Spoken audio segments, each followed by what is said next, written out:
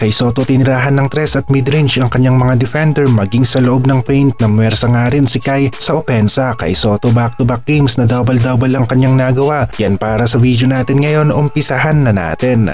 Narito nga ang mga plays at highlights ni Kai Soto sa kanyang back-to-back double-double at simulan na natin sa kanilang first game kontra sa team ng Chiba Jets na kung saan 18 points at 10 rebounds ang kanyang nagawa at sa ikalawang laro naman nila kontra sa Chiba Jets pa rin ay 26 points, 11 rebounds ang kanyang naitala. First Kai Soto play na nakita natin, tinapik ni Kaiju ang bola para mapunta sa kanyang kakampi ang bola. The rebound sa Yokohama, pagkakataon para sila naman ang gumawa ng kanilang opensa. Walang kakupas-kupas ang fake pass ni Kai Soto na biktima niya ang import kumagat at nalito ng bahagya sa play na ito at nagulat noong tumingin kay Kai dahil nasa kanya pa rin ang bola. Defensive play ni Kaiju sa 3-point area, kanyang ipinakita mintis ang tira ng kanilang kalaban. Ito na ngayong sinasabi natin na madalas mabigyan si Kai Soto ng foul kapag gumagawa nga ito ng kanyang post moves malapit sa loob ng paint at kagaya dito nakakuha si Kai ng foul mula sa kanyang defender. Free throw ni Kai pumasok at kung 100% ang accuracy ni Kai sa free throw line ay sigurado na sa kada laro nila ay double-digit scoring ang magagawa niya. At para sa isang alley-oop play, dalawang defender ang sumabay kay Kaiju, merong sapakan sa eres, sa pulang mukha ni Kai, foul ang tinawag sa free throw line, pupunta si Kai, una at ikalawang free throw, pumasok. Rebound play tayo, nagawa ni Kai na matapik ang bola papunta sa kanyang kakampi at dito nga nagsisimula ang lahat, ang makuha ang bola ng hindi nakakapuntos ang kalaban nang sa ganon ay makalamang ang inyong team. Isang astig na putback dunk ang nagawa ni Kai, maganda yung timing at hindi na nga nagdalawang isip pa si Kai dito, talon kaagad at diretso na sa ring ang bola. Kitang-kita rin na naging aktibo si Kai Soto sa pagkuha ng mga rebound, kaya naman double digits rin ang nagawa niya sa rebound sa kanilang dalawang magkasunod na laro laban sa Chiba Jets. Paslide si Kai Soto sa loob ng paint, nakita ni Kawamura, pinasa kaagad ang bola, ang resulta easy basket para sa team ng Yokohama. Rebound play tayo at aktibo si Kai sa departamentong ito, kaya naman 10 rebounds ang nagawa niya sa first game nila laban sa Chiba Jets at 11 rebounds naman sa kanilang second game.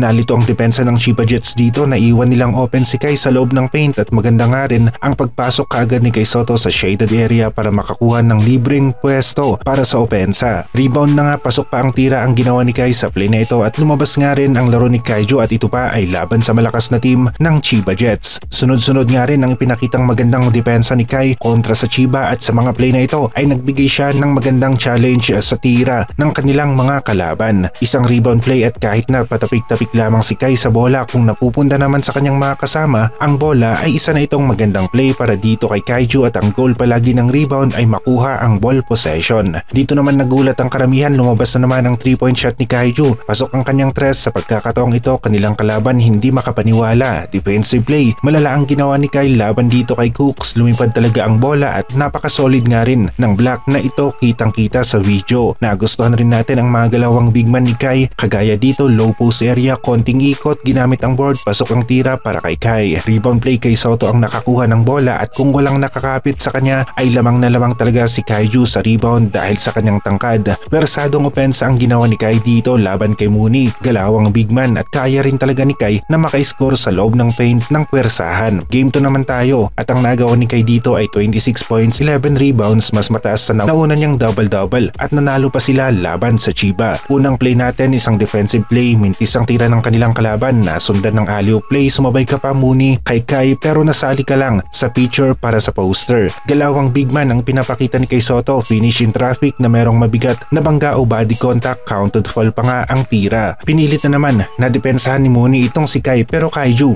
ibang-iba talaga ang laro laban sa Chiba Jets, gumagana ang kanyang mga big man plays. Umatake si Kai, sinabitan ng kanyang kamay, foul ang tinawag ng referee sa free throw line, ngayon pupunta si Kaiju. Maganda ang nakuhang pwesto ni Kai sa loob ng paint, binigay sa kanya ang bola under the basket. Ang tira medyo malalim pero naipasok pa rin ni Kai Soto ang kanyang tira. Foul naman ang ibinigay kay Kai, sa free throw line na naman siya pupunta. Halos top of the key ang tira ni Kai Soto, iniwan siya ng depensa, ngayon pasok ang kanyang tira. Kitang-kita ang agwat ng height ni Kaiju laban sa import, easy follow-up ang nagawa ni Kai sa play na ito at binitbit pa nga niya ang import. Halos ipahiya ni Kai si Xavier Cooks dito sa rebound play na ito, nabitbit si Cooks sa pagkakataong ito. Nagustuhan natin ang opensang ito, napakaswabe, inaliop kay Kai ang bola tapos si Kaiju naman inaliup sa ring, pasok ang kanyang tira. Agawan sa rebound ang nangyari, bola napunta kay Kai, two-handed slam ang kanyang nagawa at nayanig nga rin ang ring sa dakdak ni Kaiju. Rebound play kay Kai Sotto at madalas ay maganda nga rin na merong isang 7-footer sa inyong team na namamalagi sa loob ng paint. Maganda nga rin ang ginagawa ni Kai Sotto na mga follow-up plays yung diretso na sa ring at hindi na niya binababa ang bola nang sa ganon ay maiwasan rin na makahabol ang depensa ng kanilang kalaban.